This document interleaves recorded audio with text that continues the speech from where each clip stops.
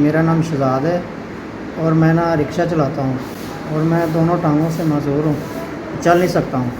Accident हुआ था bike पे, तो मेरे जो ना रामस की जो नस है ना गर्दन से वो दब गई थी। मेरा ना ये ऑपरेशन हुआ होगा यहाँ पे गर्दन पे, मेरे प्लेट डली हुई है और मेरे 3 ऑपरेशन हुए हैं। शुदा हूँ, मेरी घरवाले और मैं हूँ।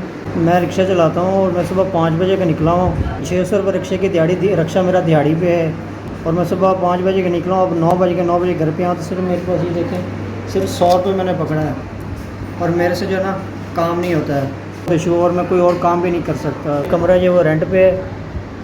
सुबह 5 बजे निकला हूँ और ये सिर्फ आपको दिखाया कि 100 रुपये है मेरे पास और 600 रुपये रिक्शे की दिहाड़ी अगर आज मैंने ना दी तो कल मेरी दिहाड़ी डबल हो जाएगी। हाथों का मसला है, इनका हाथों के बल पे रुकता हूँ मैं और मेरे चलने का बहुत मसला है और मेरी बहुत मजबूरी है।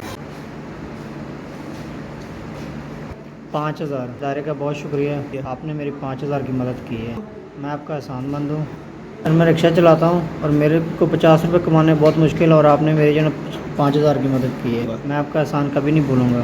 मेरे घर में आटा नहीं है और मेरे घर में कोई राशन नहीं था, इसलिए जो ना आपने मेरी हेल्प की, मदद की।